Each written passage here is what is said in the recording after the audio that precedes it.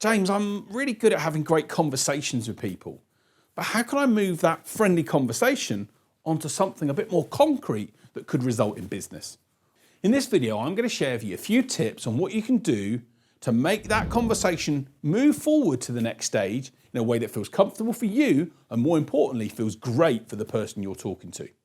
My name is James White. I'm a small business sales expert and I love helping small business owners get incredible sales results. So if you've enjoyed the video, please like it. If you really like it, subscribe to the channel and let's make sure we get you videos every week that can help you get incredible sales results. So point number one is this. When you're having a conversation you think could be of interest, is to summarise the conversation. I don't mean getting your notepad out and ticking off items that you've been through, but just in a really informal, casual way, just try and rephrase, go back over the notes maybe you've taken or that you've remembered from the conversation. When you do something like that, what it basically does is it reinforces to the other person, maybe they've talked to you about some problems or challenges or issues that have got going on. And when you've reinforced those back to them, it makes them realise, yeah, those are the things that are going on in my mind. And it helps, if you like, move someone to the point of thinking, I want to get these issues resolved and solved. So point number two is when you summarise that conversation, there's a great question that you can ask that really puts the other person in control of the conversation, but really puts you in control. And that question that I will ask someone is, hey, what would you like to do next? What you're basically doing is putting them in control of their own situation once you've summarised things. And what you'll invariably get from people is well, I want to try and look at solving this, or I want to look at a solution for it, or do you know anyone that can help me with this, or how can I get this resolved? And what they do is they reach out with a want to try and basically get their problem, what you've discussed, solved. By asking that question, you put them in control of the situation. And then what that then enables you to then do is provide some advice, ideas, or thoughts to help them solve things and move the conversation forward. The third point is this. When you've asked someone what they want to do next, and maybe they've told you they want to look for a solution, I encourage people to go the opposite way to what you'd normally expect from a sales situation. Most people will try and think, well, I can solve that problem, and then they'll go into talking about how they can do it. Whereas I will actually go back the other way and say to someone, sounds like you've got a couple of sales problems here, and the last thing I want to do is sell to you, but I want to give you some options that you can consider that can help you make the right decision. So what I'm doing is by stepping back and being not standoffish, but not trying to sell, it actually makes the other person attract to me. When you take the opposite approach and show that you're not focused on trying to serve your own self, you'll find they actually come to you and say, well, can you not help with this situation? Or how can I work with you to get this resolved? And that opens up an opportunity for you then to have a conversation. So if you've done that well, you're going to be in a prime position to move on to part four. When you've had that great conversation, it's really important that we're able to judge the way in which the other person's feeling. And if they followed the route that we expect and they sort of want a solution, they're looking for an alternative, and they know that you're not trying to sell to them, then they might actually say to you that, yeah, they're looking for a solution. So one of the things I encourage you to do is to ask a question such as this. Look, you've mentioned you've got these issues and these challenges you want to resolve. Would it be useful if I shared a few ideas on how they could be resolved? Or how would it feel to see a couple of solution options here that could help you get this issue covered? And when you approach it in that way and you ask permission to share a solution, more often than not, the response you'll get back is, yeah, I'd love to see that.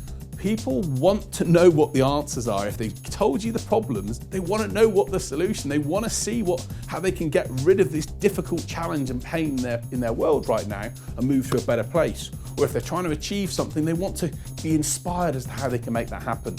So ask permission to give the solution.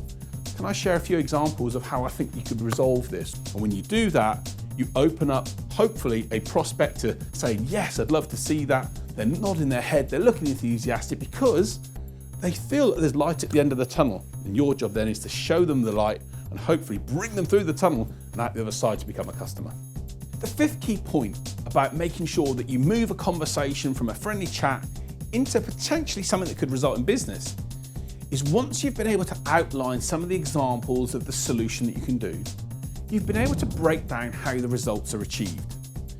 One of the challenges that a business that I worked with once had was that they would book prospects up for a conversation, but the prospect would feel uncomfortable about moving forward because they didn't believe that what was being sold would actually be delivered.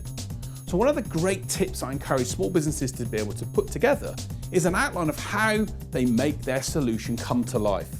If you're promising an answer to a problem, how do you make it happen? What are the steps that would go through? So break down the solution that you have and say, look, when people have experienced this issue before, what we generally do is cover it off in 5 steps. The first step is this, where we go through X, Y, and Z. That gets them into a great place and they're then in a position to move forward to phase 2. And go through phase 2 and phase 3 and however many phases you have. By the way, it's going to be truly unique to your own company. You're able to show evidence of how you deliver and more importantly, how you get results. With the end result being at this point here at phase 5, the client's in a great position, they've had the issue resolved and that problem that they had has gone away and they feel great about it. That's how we do it. What are your thoughts to that? When you ask that person what are their thoughts and they can start to see evidence of how the issue they've got can come to life, then they might start asking questions such as, well, tell me more about step 4 again, and what does it look like? And those are the buying signals that we want to be able to pick up, that if we pick up and start to use, we can hopefully move the conversation forward. Now, the reality is this may not happen all in the same conversation. You might need a couple of subsequent conversations or follow-up calls for this stuff to happen. But the most important thing is returning that nice chat that was positive into a potential route for business. None of the approach you're taking here is about being pushy and trying to do what's right for you. It's trying to support and engage and add value to the prospect. And if you do the things I've said and ask the questions in the way I've suggested, you can see a response from people that will hopefully make them think, yeah, I want to move things forward and have that conversation. And it's gone past that lovely to meet you conversation to this person can really help me. When the prospect thinks that you're someone that's going to make their world a better place, they'll answer your phone calls, they'll reply to your emails, and they're more likely to then want to have a conversation about actually, let's do some business together. I hope this video has been helpful in giving you as a small business owner a real blueprint to follow to make sure you turn those great friendly conversations into positive sales discussions and hopefully business. I know it works, it's how I operate and how other people I work with have gained incredible results. Take the tips on board. Let's see if we can get you and your small business achieving incredible sales results as well. Hope you've enjoyed the video. If you have, please like it, subscribe to the channel, and let's make sure we get you sales insights every Saturday morning that can help you and your business go to the next level.